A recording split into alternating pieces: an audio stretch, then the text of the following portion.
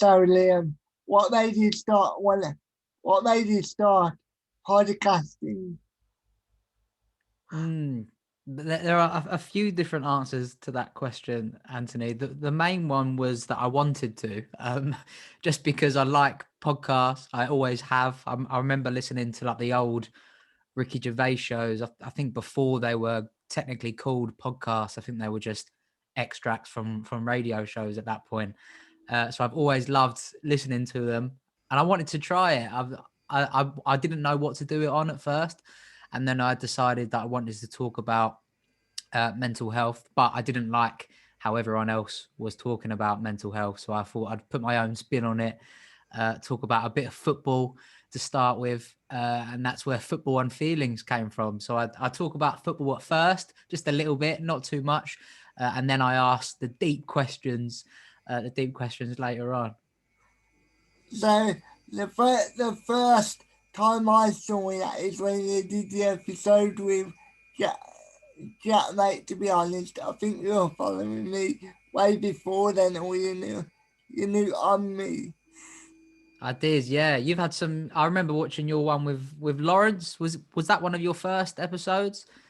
No, that's actually that one of my first episodes with somebody called Nikki Boya. She's a female actor. Oh, okay. Yeah, yeah. I remember seeing the Lawrence McKenna one in lockdown.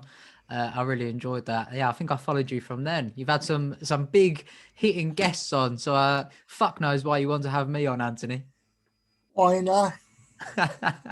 Yeah, you're doing some charity work, letting me come on the Anthony podcast. I don't care. Like, I love anybody. I love anybody on if they want to come on. That's that's good to know. You've got a high standard.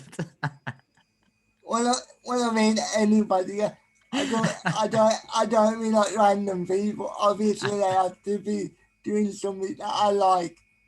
But you know You what I could mean? you could start taking payment from people if they want to come on the podcast. Take a pay as you play. Nah, nah, I would never do something like that. Not, not when I ask them, like, what, like, why do you go shopping? Don't answer. Yeah, I think you're better than that, Anthony. You're a better podcaster than that. Yeah, but, but, in, but in all seriousness, I did like the studio that you had set up. Oh yeah, for the Jackmate one, that was in Norwich. I drove to Norwich for that one. Normally that was in between lockdowns, so a lot of them were they were I was doing them online like this on Zoom. So it was good to do that one face to face. And yeah, it was just a random studio. I forgot what it's called. NR6, I believe it is. They were a really nice guy. Just sort of at the back of this man's house in his garage, pretty much. But it was a really good setup. I, well, it wasn't your studio. I thought it was your studio. No, I wish, Anthony. No, I see. I live on a seaside in a seaside town in Essex, so I don't think anyone is going to travel out to me to record a podcast. Probably not. I mean, I would imagine, I would imagine even people from Essex don't really like Essex. Yeah, I think you might be right. Yeah, you have to accept it as a if you're trying to like do podcasts. I've got to accept that I'm going to be going to different places, whether that's London or Norwich. At least you're putting in the work. Nobody can say that you're not. Yeah, I mean my car mileage has definitely increased. I've done a lot of miles in the Renault Megane. Yeah, no, it's been good. I do enjoy doing them online though, just because it saves a lot of time. It saves money as well, and it's so quick, isn't it? Yeah. Like, okay, so so uh, so obviously you're an Arsenal fan, yeah. So how do you think Arsenal have been going? Because in my personal opinion, Arsenal are the worst team in the Premier League. Is that why you brought me on the podcast, just to tell me that? Before people start saying, well, they obviously did not get relegated, but when I'm in the worst team in the Premier League, what I mean is you don't really expect teams like West Brom to do anything really, do you? Yeah, you're right. We've been probably the most disappointing team this year. Yeah, it's not been good, Anthony. It's not been fun at all. It has made me question my relationship with football. I've sort of enjoyed watching some grassroots football on Sundays instead of watching Arsenal, because it's more casual and more fun. I really don't know. Like I'm not sure what's happening. We've got we've got a weird mix of players. I think that is improving now. We had a lot of scraps to get rid of, which we are doing. So we're cancelling contracts and stuff like that, which is good. It's a move in the right direction. So there have been times where I've loved Arteta's style. I'm not sure at the moment. I think it depends. We haven't got Europe, so we can't sign any huge names. I don't think makes it more difficult.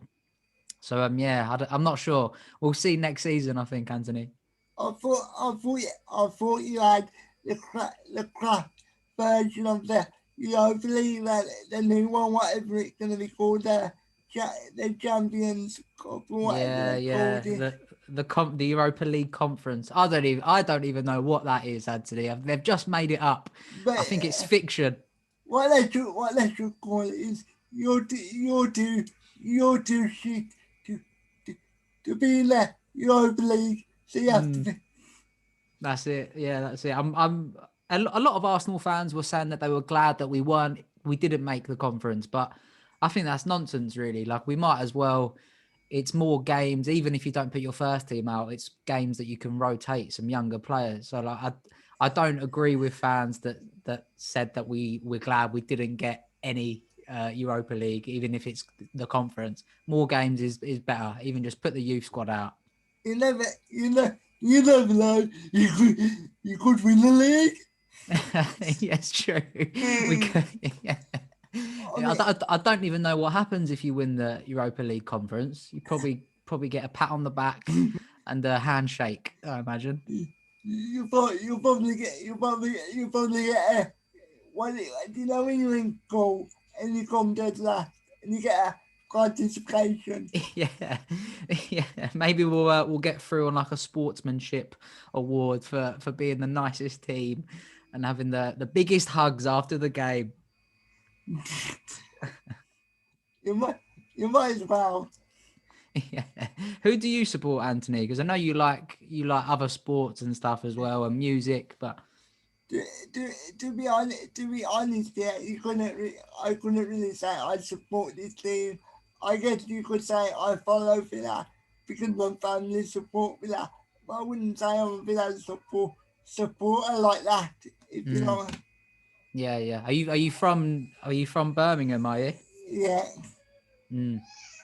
So I just like watching football. Really, I'm not into the I support the club thing. That I think sometimes it can cloud your perspective on the game. If you know what I mean, I understand. Yeah, you're absolutely right. Yeah, like this year, I haven't enjoyed watching Arsenal, but I have enjoyed just enjoying football. Like from a neutral perspective, you just enjoy every little part of the game instead of like when you watch some like fan channels and their perspective is really twisted and they think that everything is either like against or for their team. I don't think that's healthy to enjoy it. You can enjoy it as like entertainment first before it's like your team being like the most important thing, I think. Like I understand why people follow teams, obviously, because it's fun and they really get into it. But for me, yeah, I just think it's better to follow the game rather than the team because then you can experience every single club as neutral and then you can determine who actually is a good team and who is not a good team and things like that. You know what I Yeah. mean? Yeah, 100%. I agree with that. And I think that's why maybe international football people enjoy that sometimes. People's relationship with England is a bit strange. How do you feel about the Euros coming up? To be honest, every time I think that England in the Euros, I just start laughing because every time they go into a tournament, yeah, we, obviously you get the people saying it coming home, and I just Mm, end up laughing because we're so obviously not good enough to be up there with your with your Francis and things like that. yeah. I'm wearing a France shirt today, so that shows my loyalty. But yeah, I think you're right. England fans are we're we're quite fickle. We're a bit naive, but also I love it though. I love that we can play awfully. Then a tournament comes around and we're like, yes, we're the best team ever, and I love it. It makes it so fun to watch the games. And now we've got the World Cup next year as well. Like 2 years in a row, that never happened. So I know what you mean. It is funny to watch, but it's Yeah, fun. It's fun still. Funny, still good. is it gonna sound a bit morbid? Yeah. But do you know when England go out? Do you know when England go out? I like the semi-final or the quarter-finals, Mm. and people get really into it, if you know what I mean. Like they start saying, "How did we not get? How do we not get through to the final?" But they end up becoming so best. But basically, like, what I'm trying to say is, I enjoy people mid in a football in a Yeah. footballing sense. Yeah, I've noticed. I've come on this podcast and you've slagged Arsenal off straight away. You're really enjoying it, aren't you? Maybe you should get on Match of the Day. Maybe you could be the new Roy Keane. Because I know I'm probably not going to be the best football analyst, so why not take the piss out of everything. Yeah, true. I mean, that's what some famous football pundits have been trying to do for years. So why not? Why not, Anthony? And, and I'm not, and I don't get paid for it, so I don't see why that's a problem. Yeah, you haven't got BBC or ITV telling you what to say. So you could say what you want, Anthony. Going back to Arsenal, yeah, what do you think of Arteta? Because I personally think it's a bit like Marmite. Yeah, I agree. He is a bit like Marmite. I think that he's tried to make us play in an interesting way, in a good way. I do quite like the style, but a lot of people have the excuse of the players aren't good enough to play the style that he wants. So in my opinion, play a different style. That's like you need to use the players that you've got, not the players that you wish that you had or did have when you were at Man City. You have to change that style to adjust for it. And I think next season, the first like half the year, half a season, I think that could be the make or break for him. I think that the board will support him this summer, getting players that he thinks that he needs. But yeah, I'm not sure. It's so difficult to say. He's played some really nice football, and he obviously has a clear idea of who fits in with the team and who doesn't. But I mean, you have to play the cards you've been dealt. So maybe he has to adjust things a little bit next season. I mean, when you think about it, football, football management, it's not like being a school teacher. You have to evolve your teaching style to every single pupil. That's what you're supposed to do. But Mm. Yeah, no, like, you're right. a lot of time, people just want to stick to what they're good at, and if you can't do that, and if you can't do their style, then they decide, yeah. Yeah, no, yeah, you're right. Yeah, it's like there's a few players that looked really promising for us when we had Unai Emery, we had Torreira and Guendouzi. They looked like interesting and young talents, but Arteta just didn't like them. Guendouzi does have a bad attitude, so I understand that. Torreira, I thought he looked really, really promising for us. So I don't know.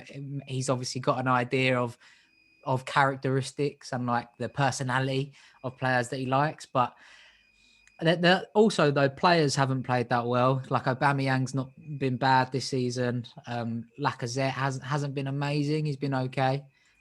So it is down to the players as well. But Of we'll course, see. I think nowadays, to a certain extent, players get let off the hook by the fans. As soon as it goes wrong, it's like we need it. It's the manager's fault, and obviously sometimes that can be the case. But I do think also the players should take some responsibility for their own performances. Yeah, I mean the manager can't control what happens on the pitch. Like he can tell the players how to react to certain situations or scored lines and tactics, but he can't control the effort that people put in. I guess that's probably the most difficult part of managing, is that when those players step over that pitch, it's out of your hands. You can't really do an awful lot more apart from change a few things around. But yeah, I mean, I wouldn't want to be a manager. I don't know about you, Anthony. I, thi- I think, I think, I think I would like to try it maybe for one game or two, but I don't think I would want to do. I don't think I would want to be Arsene Wenger and do it for like 20 years. Yeah, that's a long shift, isn't it? But he did get a nice little trophy at the end of it, Anthony. So work hard. Who knows? I bet, I bet certain fans wish that you still had Arsene Wenger, 'cause even though you wasn't winning the league or anything like that, at least you were in the Champions League season after season. Now, obviously, you were getting demolished in the Champions Champions League. So did it really make any difference whether you in it or not? But at least it's like to be in the tournament, isn't Yeah, yeah, you're right. Yeah, we weren't doing great in the Champions League, but I don't think Arsenal fans realised uh, until like the last few years how impressive that was for us to stay in Europe for so long. But now, like the football league, it's so different now. Like there are, like we used to always talk about the top two and then the top four, and now it's like the big six that they call it, but it's not really a big six anymore. Like it's the whole top half of the table could all get European football. So it's tricky, but I don't think, I didn't appreciate how unreal that Arsenal team used to be and how good Wenger was, and like at pinching results at certain times. Like I do miss those Champions League losses, to be honest, on a Tuesday night rather than Thursdays struggling to get past, I don't know, a team that I don't really know, a team that I haven't heard of. it? Yeah, I mean, you would obviously I can't speak to you, but I would rather get 6-1 by Bayern Munich rather than winning 2-1 against a bunch of farmers. Gonna leave Yeah. people are gonna talk about it. Yeah, true. And people talk about us losing to the farmers if we lose, but so yeah, I'd rather them talk about us losing to one of the best teams in the world. At least, at least you could say, "Oh, we lost to Bayern Munich," rather than to pick pick a random name. Because Mm. some of these teams, not only you guys, but some of these teams that do play in the Europa League are some of the most made up names you could think of. Yeah, you're right. And Europa League conference is just going to be even stranger as well. It's going to be a new dimension. Everyone's going to hear about these teams that they didn't even think existed before. I'm really confused about that conference. Is it from like seventh? Is it seventh to like 12th? Or I'm genuinely confused. Yeah, so in England, I think it's just seventh place, but in different leagues around the world, it's like a different place. It's who the one place below Europa League. I think it's basically just to try and give smaller teams a chance to compete in Europe. But I think it's just more money, really, isn't it? If they can get more games in and more TV coverage, then So more money. basically, it's like a charity case. Pretty much, yeah. It's like a charity case. It's like you're not good enough to play in Europa or the Champions League, but come and play midweek anyway in against a random team in Poland. That your players are all going to be knackered afterwards for your weekend game. It could be funny to watch how it ends up though, because if you're obviously I can understand celebrating if you're a player, but if you're a fan, yeah, would you feel a bit awkward celebrating that? Because when you think like it doesn't really mean anything, does it? Like, Yeah. Yeah, I think you're right, but I think football fans they'll celebrate anything though. Like it's all relative, right? In that one moment, you want to win that game. It could be against anyone. So like, there have been times as an Arsenal fan, I've celebrated like 1-1 draws, just because at one point in that game you're going to lose, but then if you get it back to 1-1, that feels like an achievement. But and then on Twitter, everyone will slate you and say, "Oh, celebrating a 1-1 draw is like your club are pathetic." I can understand why people do celebrate 1-1, but in my personal opinion, let's say like a really small club like a West Brom, for example, I think it is a bit pathetic celebrating a 1-1 if you're Arsenal and if you draw into like Brighton, it is a bit sad, isn't it? It is sad, yeah. You don't you don't like West Brom, do you? Well, I'm gonna say Sheffield United, but last season not actually quite good, so that's not really a good example. But West Brom, I've always been down, and I've always Mm. been down there for most of my lifetime, so that's why I say West Brom. Yeah, I don't blame you there. They weren't going to stay up, were they? They weren't good enough at all. I like how as soon as it was mathematically impossible for him to get for for Big Sam to keep them up, he fucked up. Yeah, it's strange, really. It's such a strange concept that he gets brought in to save teams. It must be such a weird role to play. Like he understands as well that that's his job. Like he doesn't pretend that he's like a long-term manager. He's very happy to come into a club for half a season, get paid a lot, and then by the summer he's normally gone. But the one thing you could say about Big Sam, he got a good England record. Yeah, 100%. The best win record out of any England manager. So maybe if Southgate, Mm. if it doesn't work out this Euros, we'll get Big Sam in. So Maybe with Steve Bruce as well. so do you know football with feeling? Yeah. So do you know when you were growing up? Yeah. I've heard you mention that you did suffer with your mental health. So how are you feeling at the current moment? Thank you. That's nice of you to ask, Anthony. I'm pretty good, to be honest. Yeah, I'm pretty good. I'm in an exciting transitional period. Like I'm not like a football club, like they always say they're in a transitional period. I've just finished university.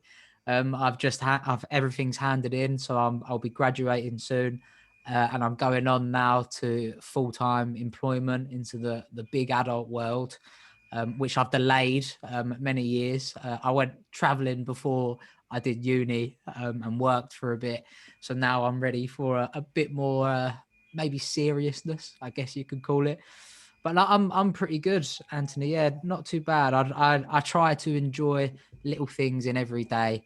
Get outside for walks in nature and stuff like that. Bit of meditation helps me as well. What about you? How are you? How have you been? I am I'm good.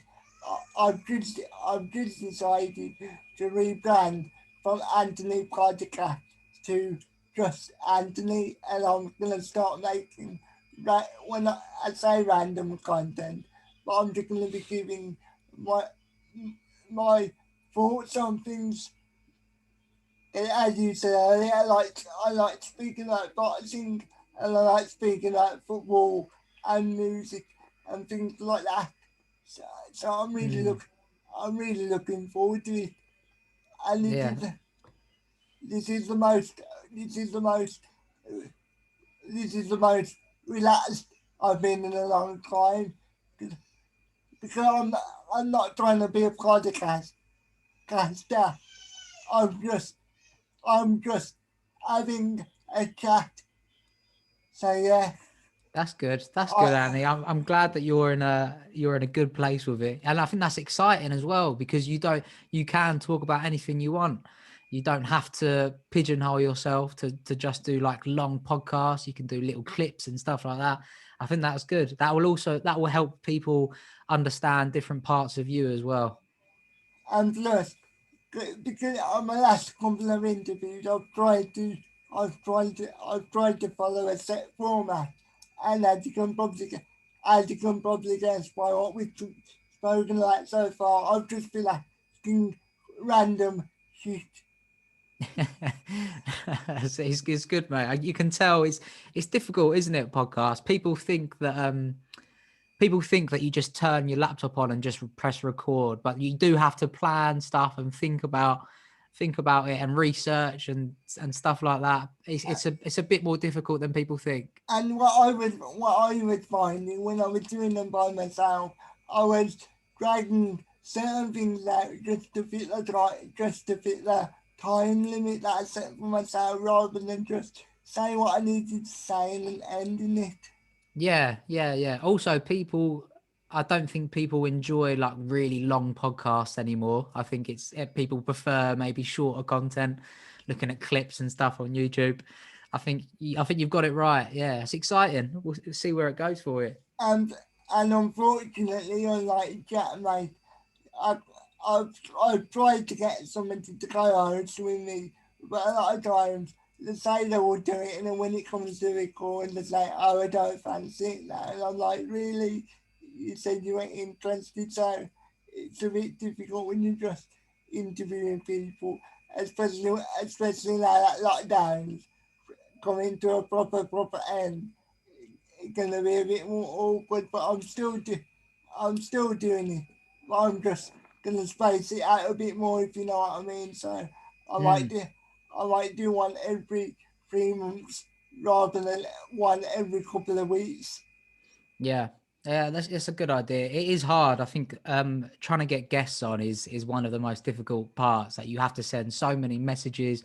You always put a lot of effort into it as well. You upload a video and tell people and let your followers know that you want to have this person on, and you send them your work. I think that's a really good way of doing it because that makes it more approachable rather than just reading like a blanket message. And and I and I obviously do try and send email to you, but another reason why I'm sort of like stepping back from the podcasting is because I was working myself so hard, yeah, that I was starting to become I was starting to become disenchanted. Is that the right word? When you start when you start thinking, do I really? I can't think of the right word, but basically, I was starting, I was starting to, I was starting to not enjoy it. Yeah. Yeah, I know what you mean. Yeah. When you do like the long planning process and like you said, when you have someone booked in, ready to go, you have the questions ready, but then if it doesn't happen, if they can't make it for some reason, it's a bit frustrating. Yeah, I'm sort of the same as you. I'm going to take it a bit more casually going forward. I'm not making any podcasts at the moment. I'm going to wait until after the Euros just because I've had a very busy 6 months and I want to enjoy the summer with my friends. Now that with the pubs as well, being able to go into the pubs as normal soon. Yeah, I want to enjoy the Euros as much as I can, and then I'll probably go back to making like one every other week, maybe once every 2 weeks. Takes a long time to edit as well, and things like that. And because I was starting, because I was starting to get a bit like, oh my. Basically, what I'm trying to say is, I stopped I stopped putting effort into the editing when I first started. I used to really cut out all of my stammers, and then towards the last couple of episodes, I've just been like up, uploading them straight away, like almost stop recording and then just upload them. And I don't think that's a good, and I don't think that's a good way to do it. Yeah, I know what you mean.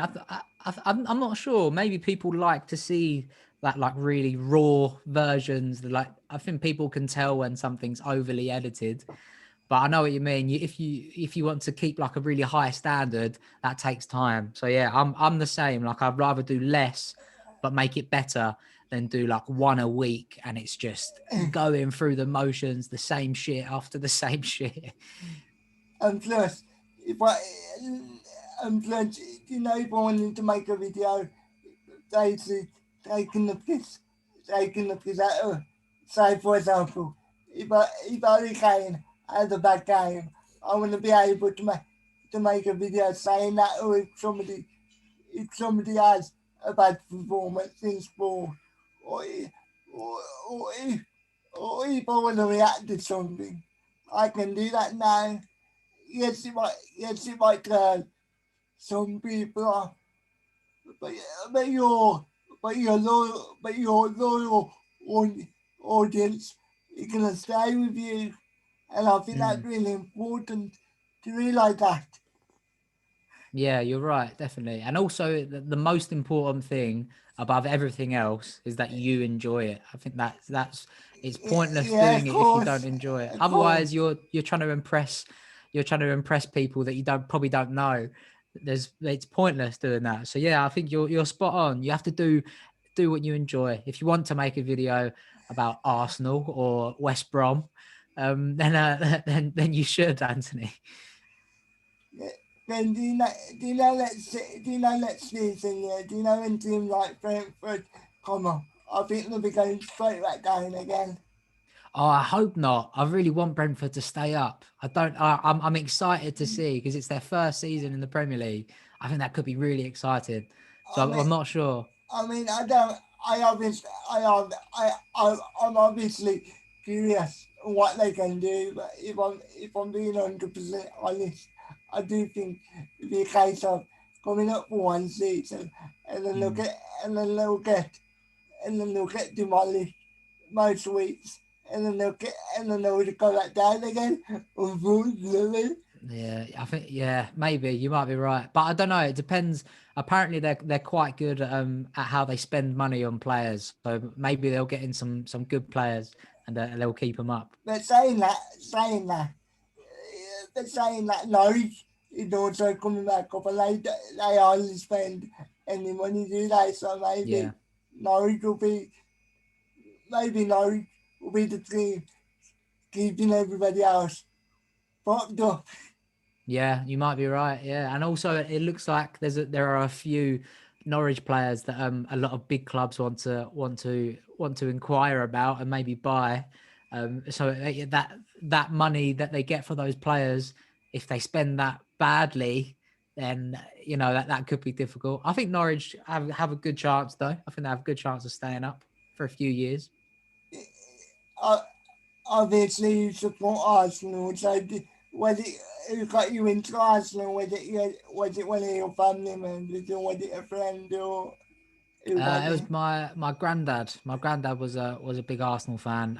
There's pictures of me when I was a baby wearing like an Arsenal onesie sort of thing, a little baby's outfit.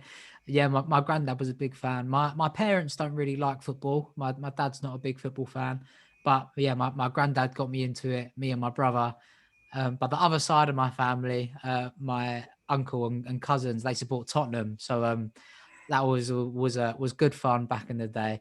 And my uncle, one of my uncles, used to play for Tottenham for their. I think he played for their reserves. I'm not sure if he got to the first team, but he played for them in goal back in the day as well. So yeah, a bit of rivalry there. We've all didn't check your uncle. You probably didn't. You probably would have heard about it by now. Yeah, yeah, I think you're right. Yeah. I'll tell him that. Because if I got to a first team of any club like Arsenal or Tottenham, I would be telling everybody about it. Yeah, so would I.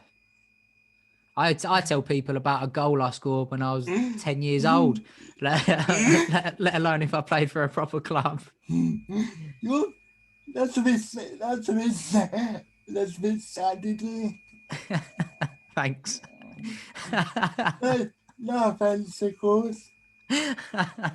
That's all right. I'm not offended, Anthony. Luckily, I like you, so I'm not offended. So don't worry. But I remember the first time I played football, obviously wheelchair football, but the first time I played it, I fell out of my wheelchair and it tipped backwards. Yeah. Ooh.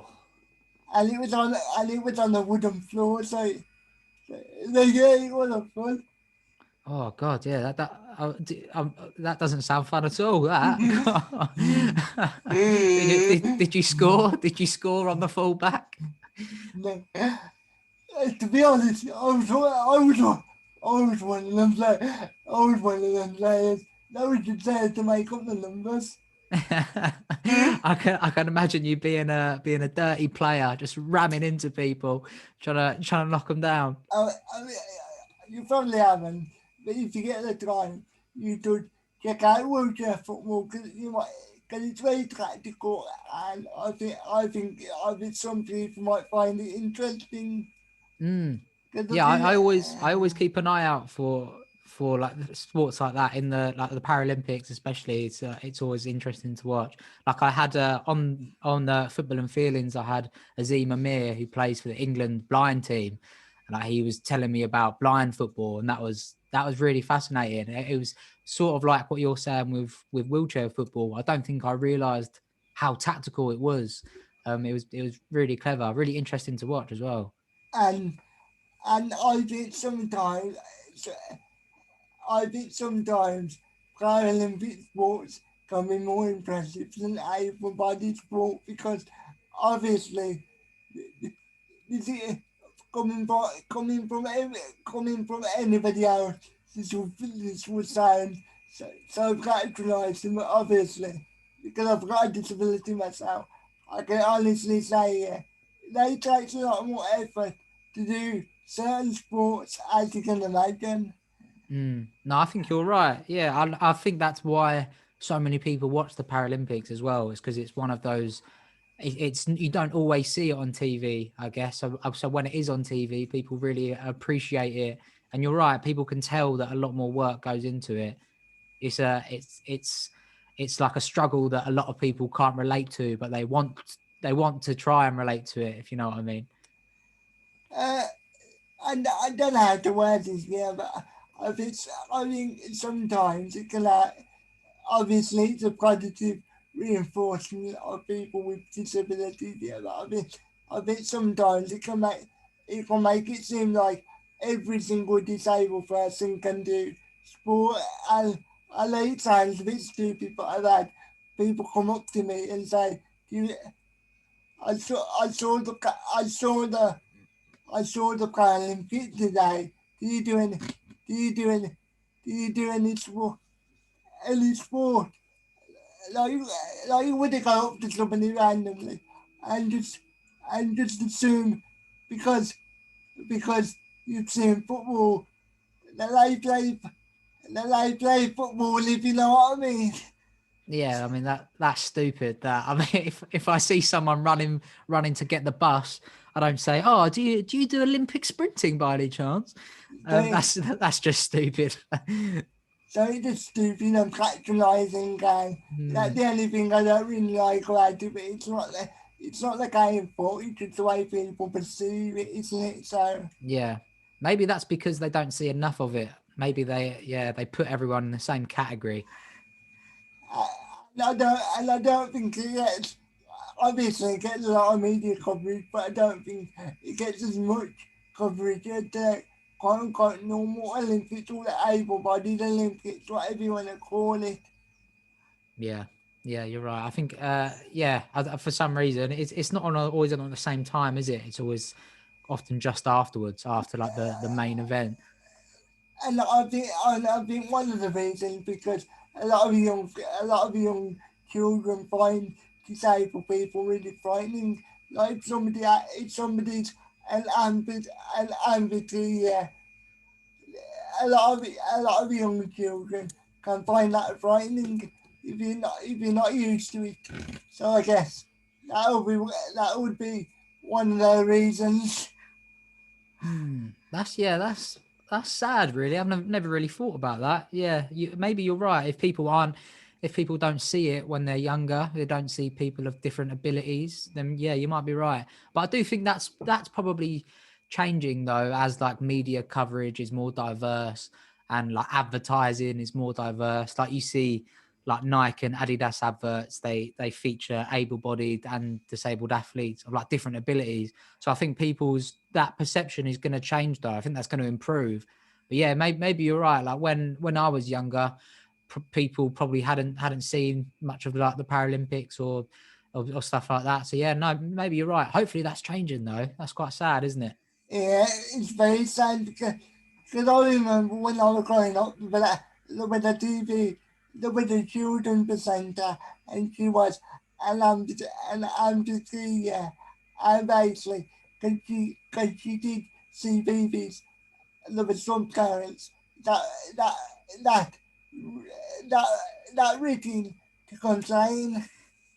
That's that's crazy. That is absolutely crazy. That's so strange though. But that's the same. They're the same people that complain when they see like two men or two women kissing on TV. They think that they're out to offend them personally. It's a joke that. Like, at the end of the day, just discrimination. Them sort of people are going to discriminate against anybody that's different to them, aren't they? Whether it's their Yeah. race or whether it's their disability or whether it's their sexual orientation. Yeah, I think they're looking for something to hate on a little bit. Yeah, so I've never understood it. They're people that obsess over how other people live their lives, and that's so unhealthy. Just chill out, have a beer. And like, do what you want to do and just live your life, but don't try and tell other people how to live their Mm. lives. Like, if you don't like something, then just don't watch it or just get over it. Yeah, exactly. If they want to support West Brom, then let them support West Brom.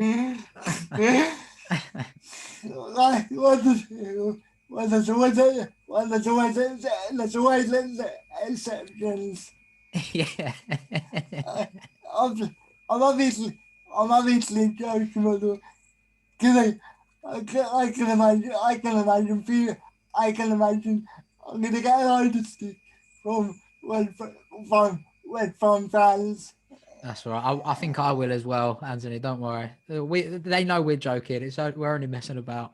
To be honest, yeah, to be honest, yeah, I don't I don't think West From fans can really complain based off their their last season.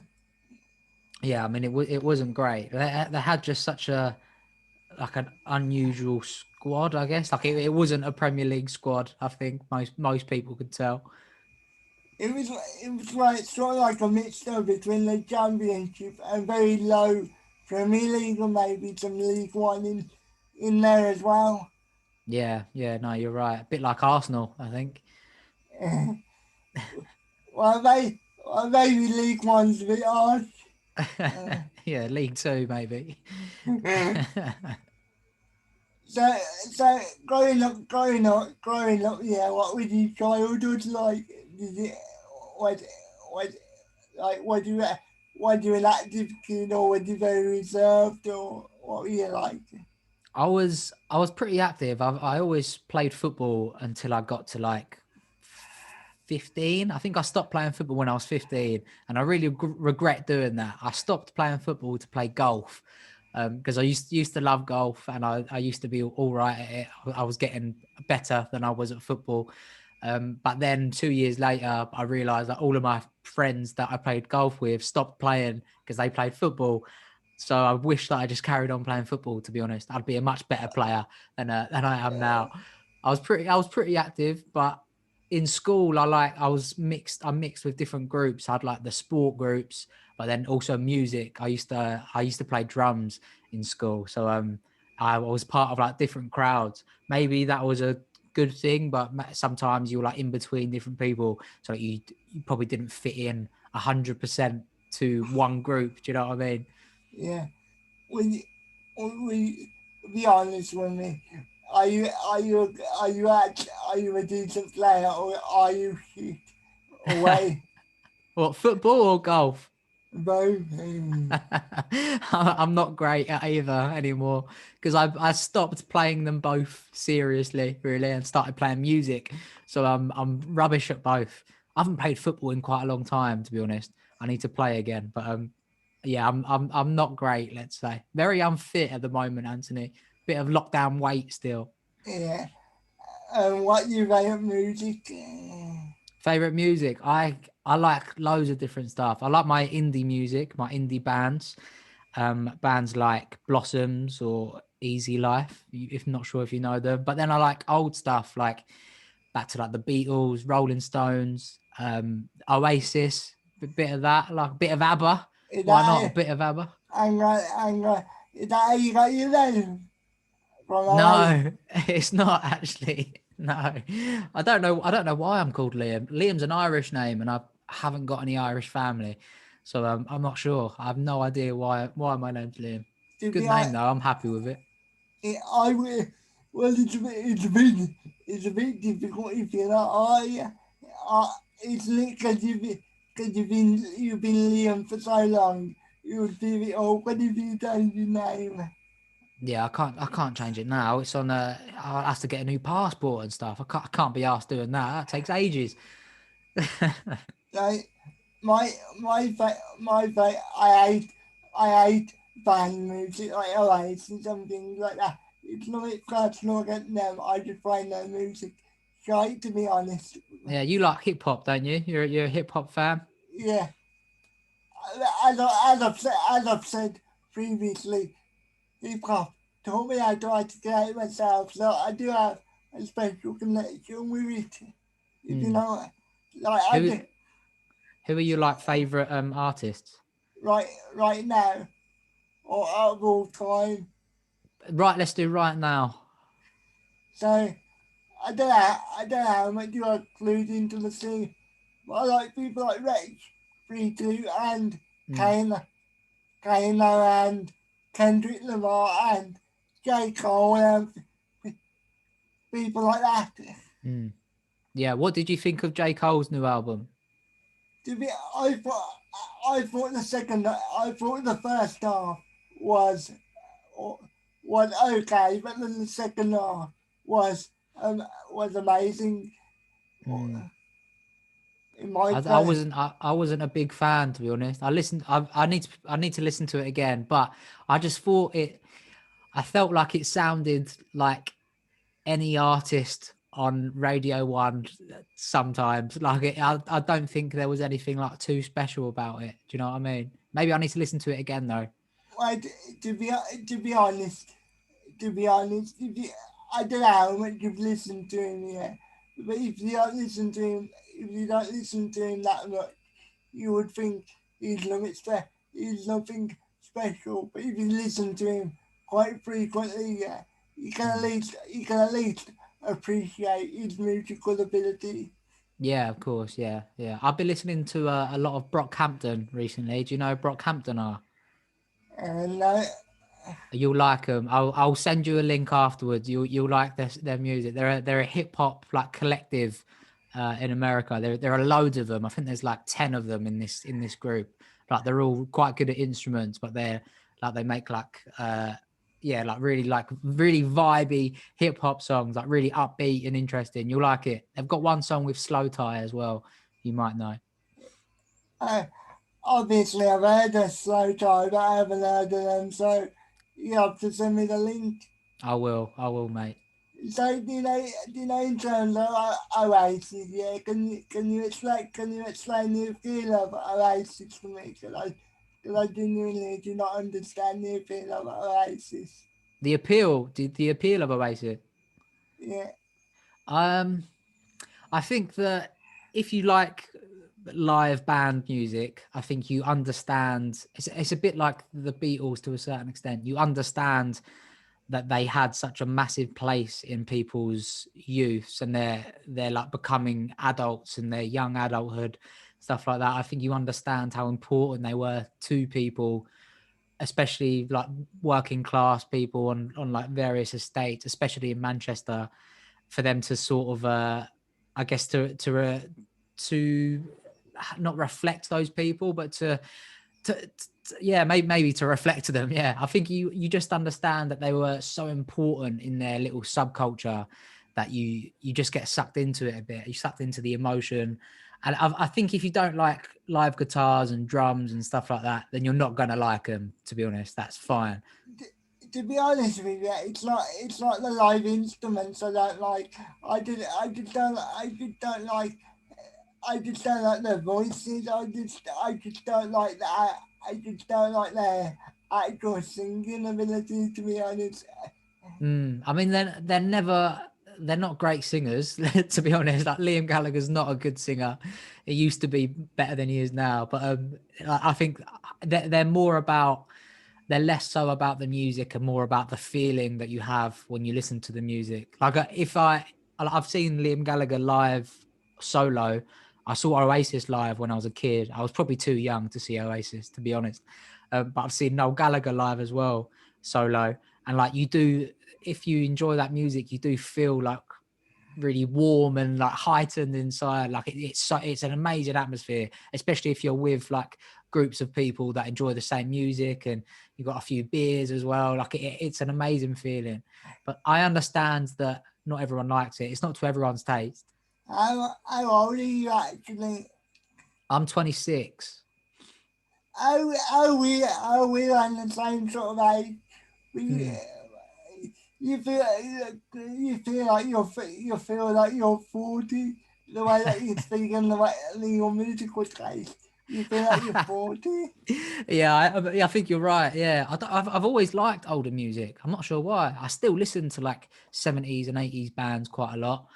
I don't know. It takes me a really long time to get into like a new artist. I have to listen to their albums like so much. I think part of it is because when I listen to music, I like to be able to sing along to every word. So it's easier for me to just listen to something familiar rather than like push the boundaries out. We with me, yeah. I like things like things like poetry and things like that. So maybe that's the reason why I love it as well. Maybe that's the reason why I love hip hop as well, because Mm, I like people speaking about things rather than just singing along to songs. No yeah. offense. No, that's good. I think that's good. I understand what you mean. There are some like amazing hip hop and grime artists that speak so articulately about like really sensitive topics sometimes. And you're right.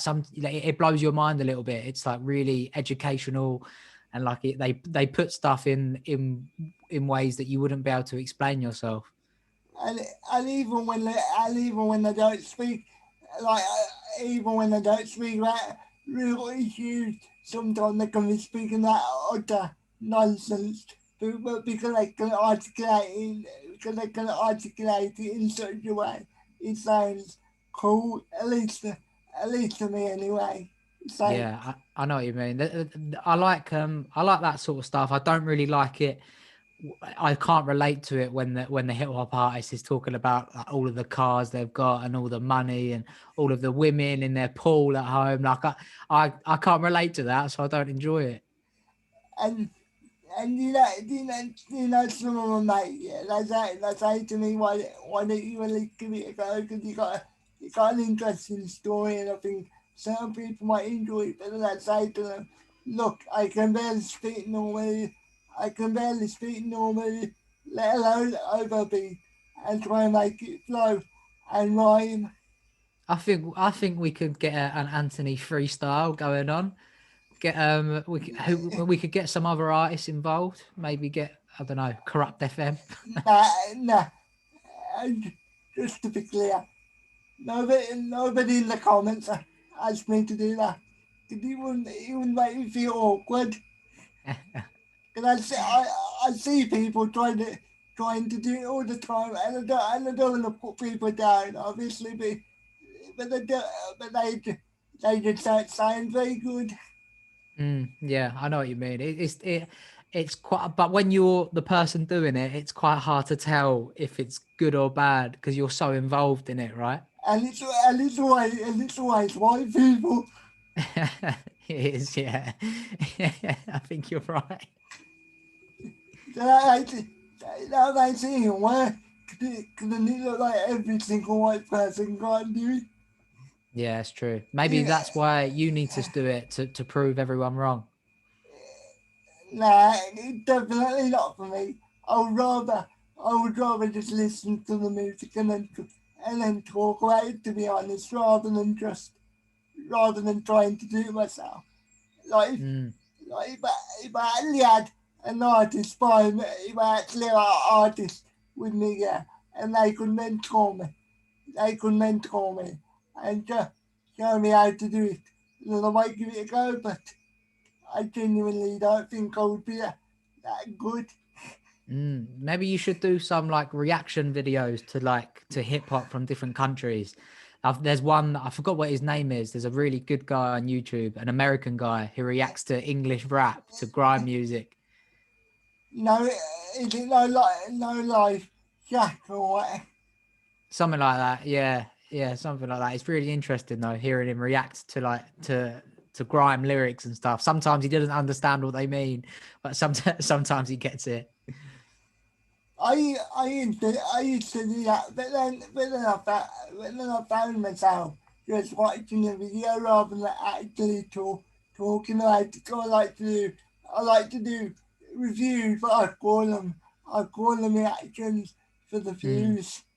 yeah, for the views. But let's be honest, the word reaction is a lot better than just saying review, isn't it? Yeah, don't tell Blue Van Man that. Well, I believe that man's a legend. He can He do is. it. He can do what he wants. I loved your episode with him, by the way, when he spoke about his death problem. I thought that was a really good episode. Thank you, mate. Yeah, that was great. Dave's a great bloke. I went to Leicester actually to record that one, and yeah, he's great. He was really helpful afterwards as well. Just a lovely bloke all around. Have you have you had presenting experience or speaking experience? Because you speak really well for somebody that's only just really starting doing it. No, I haven't. No, podcasting was the first insight into that sort of world, really. So I sort of just did it on my own. I'd like to try maybe doing like presenting for other people at some point, but I can't say I'm like proactively trying to find opportunities. Maybe at some point in the future. So if you know anyone, Anthony, who base doesn't have the money to pay a proper presenter, then I'll give it a go. With respect, mate. Side you. I'm trying to get in there myself. If I did know that, if I did know somebody, I think we could get. I think you could do pretty well presenting. You could have your own chat show. What would we call it? Not life stories with Anthony. to be honest, I would like to do what I'm doing now, but actually in person. And I need somebody said to me, you can ask what you want, and we would just try you and sort out the people that you want to get on. I would do it. What I don't want to do is I don't want to work for somebody and then they say to me, ask them out, ask them like this, ask them like the relationship with this person. I, I don't want to be that guy that asks them a load of media stuff. If you Yeah, know, yeah, I know what you mean. But unfortunately, but when if you get to that level and you get to people that are quite famous, they've always got there's always a reason that they're doing press. There's always a reason they're in the media.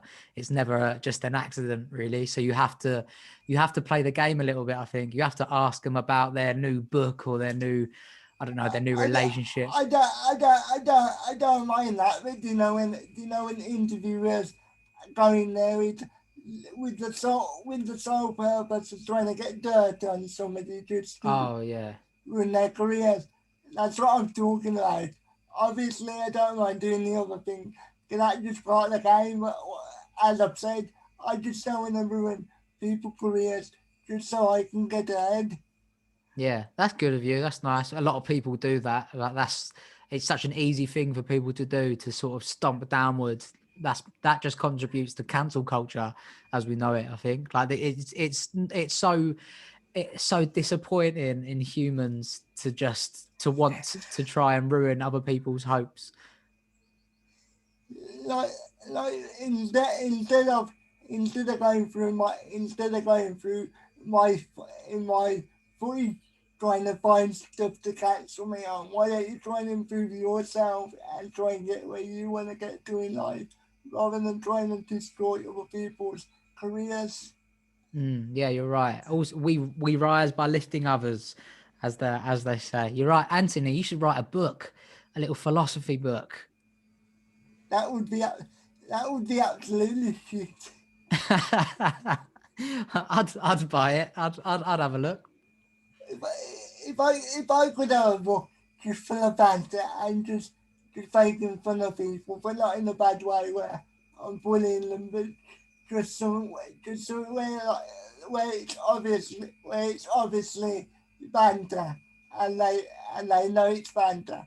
I wouldn't mind doing something like that Mm, because I think the line between banter and bullying is it's so difficult to work out sometimes because it all depends on the person that you're doing it to, is it? yeah, it depends on the person. It also depends on the relationship you have with them. I think. Like I've got the way I speak to my friends, like my closest friends. I wouldn't give the that sort of banter to other people that I'm not that close to because they could quite easily get offended. But I know that my friends will sort of find the funnier side of it. In the same way that even how I speak to myself, I wouldn't speak to other people in the same tone. I think I wouldn't have many friends if I did that. Of course not, yeah, but sometimes people think just, just because just because I can have banter with you or Lawrence, that they can have banter with me like that, and I'm like, no, I don't. I don't know. I don't know your personality, and I don't know because because on Twitter you obviously only get 140 characters, Mm. and it's hard to really, and it's hard really to convey that you're just bantering or whatever. That, Yeah. that, that's why I don't really banter on Twitter unless I can see the person face to face. Yeah, and you can't hear their voice either. Like you don't know, they could write one sentence, but if you read that sentence in a negative way, then it sounds really bad. But if you read it in like a different from a different perspective, then it sounds like really comical or just like sarcastic, maybe. Like, do you know if I read to you how I was speaking to you today, would you think, you probably would think I was being a bit of a dickhead because because you can see that because you can see that I'm laughing a lot and I'm joking around, then it's cool. But obviously, it depends, as you said, it depends on the individual and your relationship with that person. Yeah, definitely. Like if you messaged me and you said Arsenal are going to get demolished in every game next year, bye, and then just told me to fuck off, I'd think, wow, that man's not very nice. But if you said that to my face and you started laughing afterwards, I'd quite enjoy it. I think. People say to me, why do you laugh straight after? And I always say to them, it's because if I don't laugh straight after, it's the way I speak. Sometimes people can take it literally, so I have to laugh straight after. straight after, just so they just so they know. That's all banter, at least from my side anyway. Yeah, exactly. Yeah. Then it's down to the other person, right? To read the room a little bit. Obviously, there's a time and place for banter. Like, if you were speaking like your mental health and I made a joke, it's obviously not not gonna go down very well, is it? But if you pick your moments, then it's all Yeah. good. See, I have a slightly different opinion on that. I think like the part of the reason I started a podcast talking about mental health is because I don't like how people talk about the topic. I feel like it's very everyone's so keen to make sure that we know it's not a weakness to have a like a mental health struggle, but they say it in like a really like patronizing way, like a really somber way, like, oh, put your arm around the shoulder, it's okay not to be okay. Whereas that to me, it works for some people, but for me it doesn't work. Like I need to laugh at it a little bit. So I think you need to sort of own it a bit. It's like, yeah, fuck it, I feel a bit anxious today, but that's all right. That's all right, isn't it? Rather than, I guess, succumbing to it and just feeling really down about it all. So basically, it's not in that when I, when I make jokes about my disability, some people are really awkward to laugh, uh, Mm, and then I start laughing, and then they just stand there or sit there with a really awkward look on their face. And this is and we're not we're not even recording. This is just between us, but still they feel awkward laughing. mm. So Yeah, it's similar to that. I so think. Yeah, like but also you have to like you can make a joke about your disability. I probably cannot make a joke about your disability. Like it's quite different, right? It depends who the person is. You have to read the room and the situation again.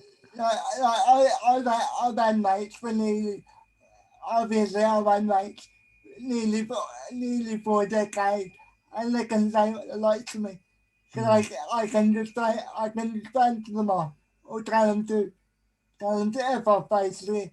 And it's yeah. all and it's all good because I know at the end of the day we're still gonna be friends, but it's just a bit difficult with people that you don't really know that well. So as you said, you just have to read the room in Mm, every situation. And I think when you have a disability like mine, you have to read the room quite a lot because you have to figure out when somebody's being genuine and when somebody's being patronising or something like that.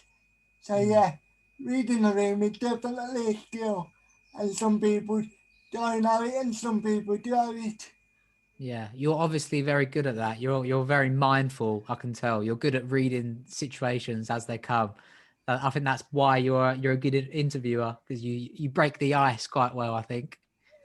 This is one of my best interviews for a while because I've, as I've said earlier, I've decided not to should not to should not to give a fuck basically.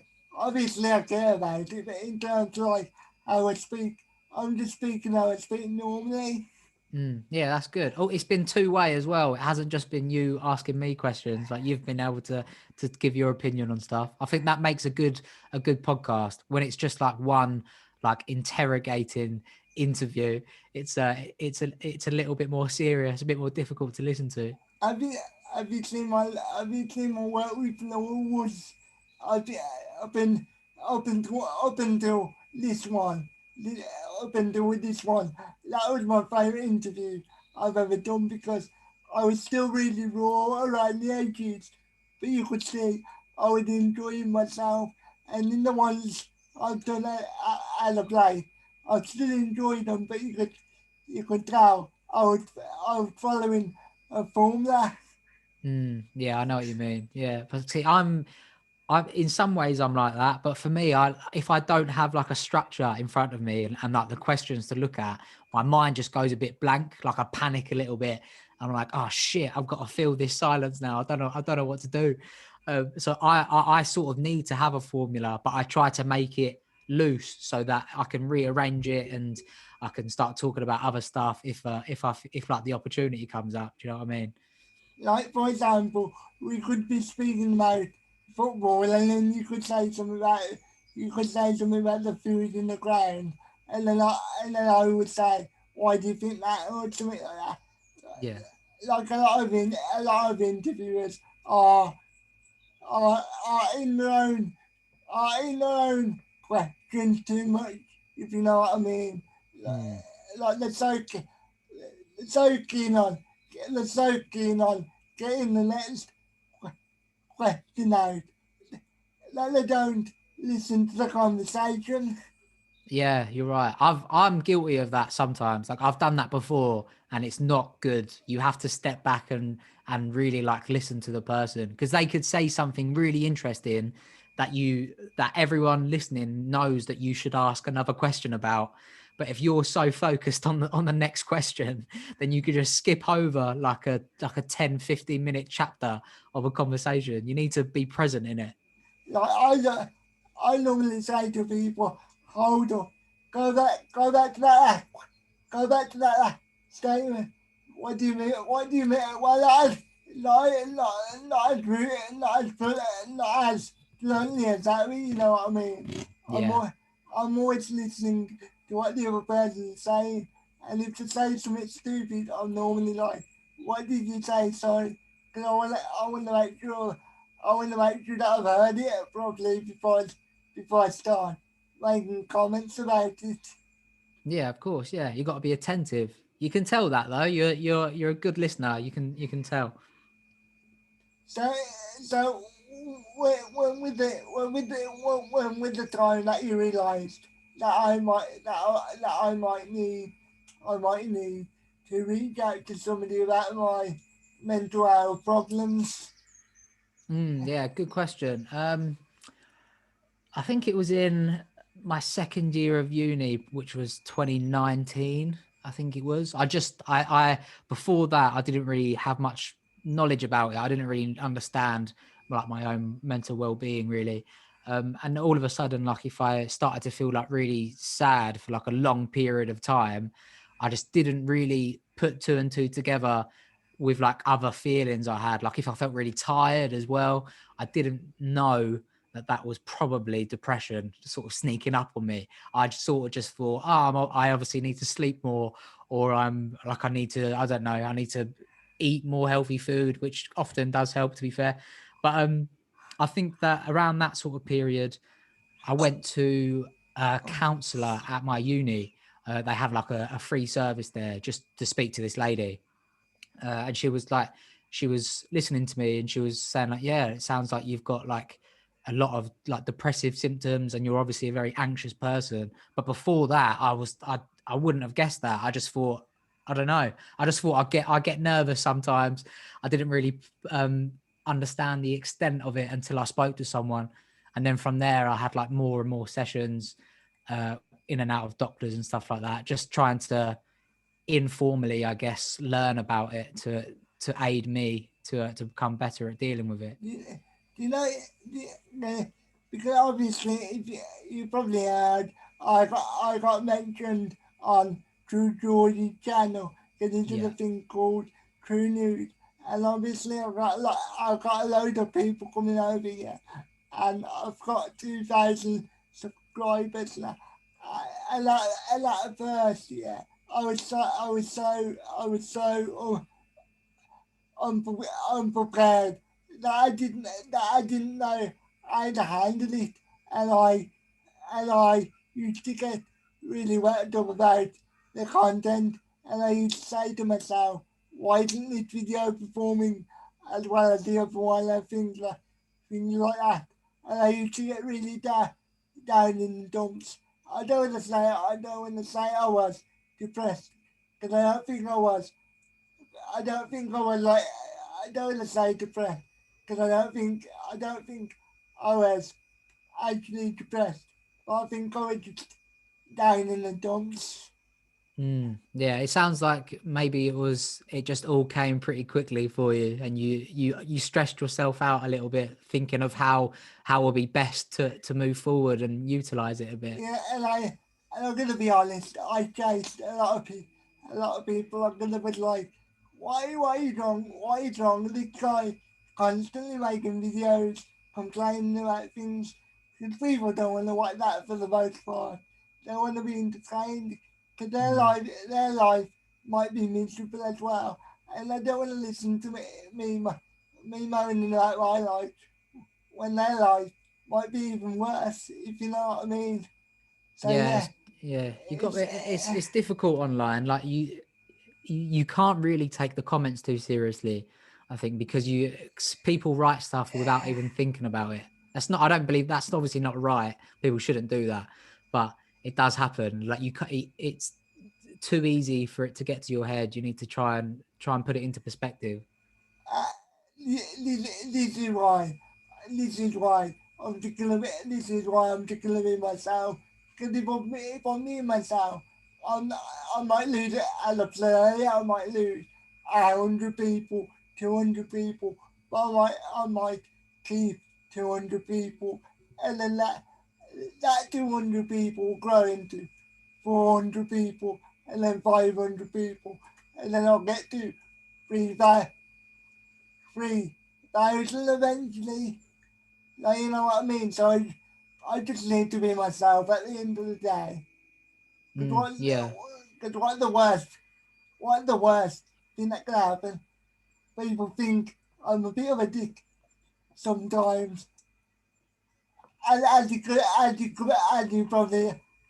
probably guess, I'm a, re- I'm a really, I'm a really sarcastic person. So yeah, No, that's good though. I think that's part of your personality. You shouldn't change that. I think that by being yourself on all of your videos, you're just improving the long term vision of it. I think that's why some people maybe burn out and don't do well long term. It's like if they're constantly putting on like a show whilst they're on camera or being someone that they aren't really that person. Like they get found out. Like I think that's why someone like Jack Mate, for example, like he's on his podcast, people can see who he really is. So and that sort of translates now across all of his content, which makes him a lot more approachable and people will sort of enjoy seeing it. Whereas if he was pretending to be someone on these podcasts, then people were meeting him face to face and he wasn't the same, people would have like caught up with that and they would have disapproved of it, I guess. So yeah, you got to be yourself, man. and also at the same time, I think I had too many people too fast. If you know what I mean. In Mm. reality, in reality, I probably should have just stuck. I probably should have just stuck to build my own audience. And when the flood came, I would have been used to it, and then I would have been able to handle it a bit better. Mm. But we all learn in hindsight, don't we? Yeah, and mate, it's really cool that you're on True News. You shouldn't that should be you should embrace that. That's a part of your journey, and like and a very important part of it as well. A lot of people would kill to be on there, to be featured on there. And and and even though even though it went a bit wrong for me, it's a learning experience, isn't it? Mm. Like I can say to I can say to smaller creators, even even though you get even though you get mentioned and sweet like True News, don't, don't stop don't, don't stop doing what brought you to the dance in the first Yeah. place. Yeah, it's like the food reviewer they always have on there, the American guy. He like they've had him on there on True News so much, but that guy has just never acknowledged the fact that he's been on True News. Like he's never made a video about it. He's never even mentioned it. He just carries on making the food reviews. I find it hilarious. He must know that so many people are watching it, and he's gained so many like subscribers from it. But it's just amazing. But that's the best way to do it. Because if you start acknowledging it, people are gonna think you're begging for attention if you start acknowledging it too much. Mm, Uh, uh, yeah. so it's, so basically, what I'm trying to say is Just take your, just take your time when you're making content. Don't try and be the next Drew Geordie or the next Jack or the next KSI or anybody like that. Just be yourself. Yeah, I think you're completely right. There's only one of you. There's only one person who is exactly how you are, unless you're an identical twin with the same And, personality. But and I'm gonna be honest. I don't see many disabled YouTubers do what I do. So I think mm, I, don't- I think I can. I think I could bring a unique perspective to certain things. So yeah. yeah, I So agree. Definitely. Yeah, you've sort of like carved your own niche a little bit, and so I think you should embrace it, lean into it. so I've actually just thought rather than calling it the Anthony podcast, I'm just gonna call it a chat with with Liam or whatever you want me to call you. Yeah, that Liam's fine. That's my name. So yeah, just Liam. But when you say that people like to be called certain things on podcasts for some reason, e- even though people know what the like, even though people know what their name is, but they just like to be called something else. So Yeah, a little nickname or something. I don't have that. Just Liam from Football and Feelings, I think. like I like to be called and because if you meet me in real life, a lot of people call me and obviously for Anthony, but they call me Ant. We need to get you a deck. What you at? Hey, oh yeah, I was a bit slow there. I was a bit worried you thought I said something else. You fucker. No, I'm playing. So my last question: who would be a dream guest on your football feelings? That's a good question.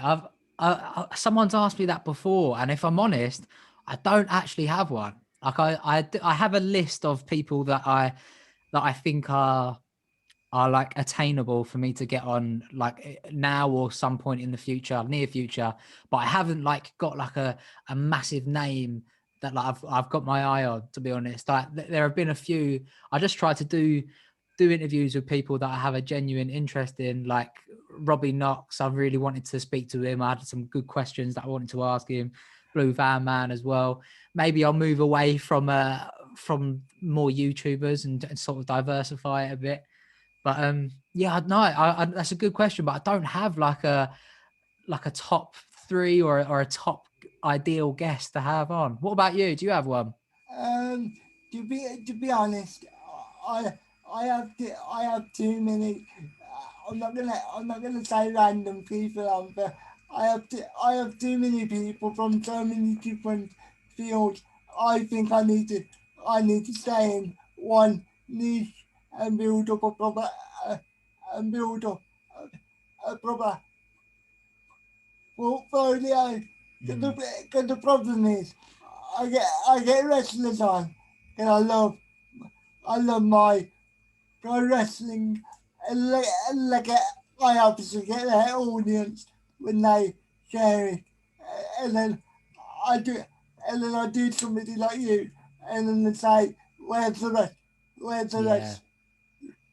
Red light interviews, so it's a bit difficult. But if I had to say one dream guest, it would be Dwayne. that's a good Yeah, one. Dwayne Johnson selected me. I don't know why I'm standing there. Mm. No, that's a massive guess. That I think you could do a good interview with him as well. I think I trust you. And and to be I like movies and I like wrestling.